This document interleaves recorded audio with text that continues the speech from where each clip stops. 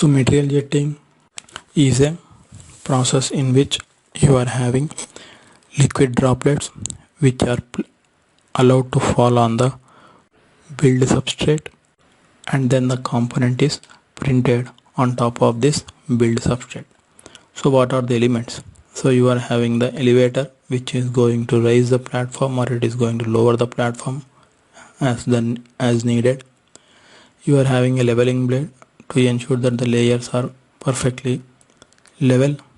Then you are having the build platform on which you are placing the build substrate. Then you are having the nozzles. You can have one nozzle or you can have two nozzles. Then you are having the UV lamp. The UV lamp is used to ensure that the component that you are producing is properly cured. Otherwise, because of the material liquids that are being dropped, they may not harden. So the UV curing lamp will ensure that the parts are properly hardened before the next layer is printed. So now why the two nozzles are required? Now two nozzles are not compulsory. One nozzle is also sufficient. Now if you are having support structures, then the support structure should also be built using the same material. Then removing the support structures will become very cumbersome. So that is the reason why you are having a separate material for the support structure. So you will be having two nozzles. So wherever the support structure is needed, that will be created using the support material. Wherever the part that has to be produced is there, that region will be produced by the build material in each and every layer. So once the layer is printed, the blade is going to slide over the layer to remove any unwanted material present. Then the next layer will be printed. So whenever we say printed, the regions where material is required, the material will be put using the nozzles as so in the form of liquid droplets, and they are going to solidify completely under the action of the UV light. So once the layer is built, the table is going to move down by one layer thickness. Again the next layer is added. The blade will move. Again the table is moved down by one layer thickness. So in this way, layer by layer, the component will be built. So usually this method is used for producing the polymer components. The advantage of this particular process is because we are able to use many nozzles, we can have components with multiple colors, or the support material you can have very weak material, or it can be a water soluble material. Thereby removing of the support structures become very easy for components produced in this particular process. So what are the limitations?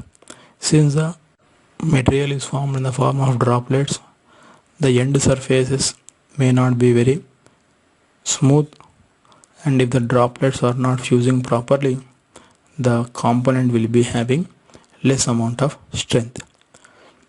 So once the component is completely printed, the component is taken out, the table is going to rise upwards, the substrate has to be placed or the component has to be removed. Then again the machine is ready for manufacturing of the next component. So this is a material jetting system. So again here we can use a variety of polymers, water soluble polymers, which can be a starch also, can be used for building of the support structures. So here we will see a small video to understand the process.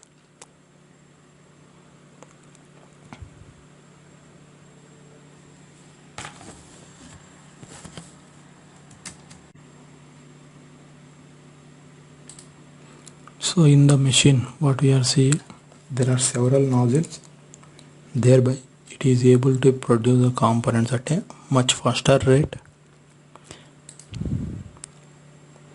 The basic idea is the components are produced by the raw material in the form of droplets, and the droplets are put one over the other to create the components.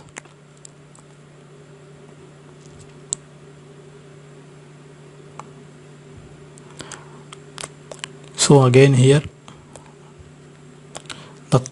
CAD model is sliced. We can see the slicing happening.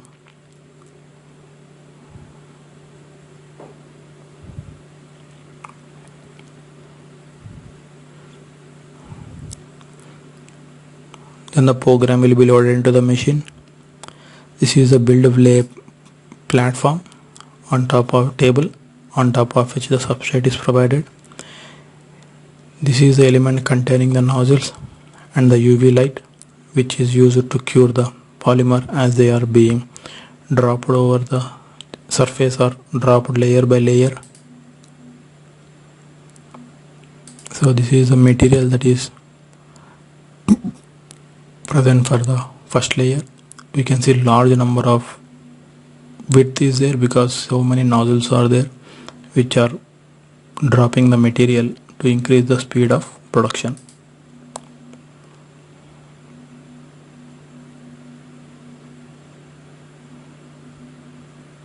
So these are the different nozzles through which the material will be dropped. You can, whatever light you are seeing, that is the UV light.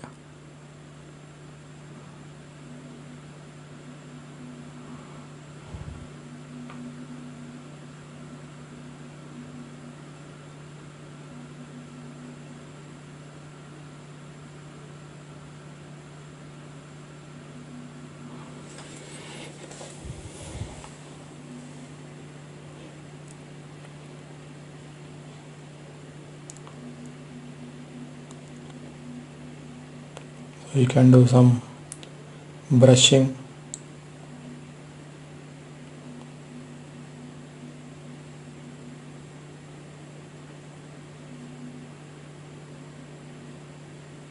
So that is the material jetting process. So the limitation is again the materials what we can produce. Advantage is we can get a good surface finish, but the layer by strength may not be sufficient, but definitely it can be used for functional testing or for used for some kind of testing activities. This is the material jetting process.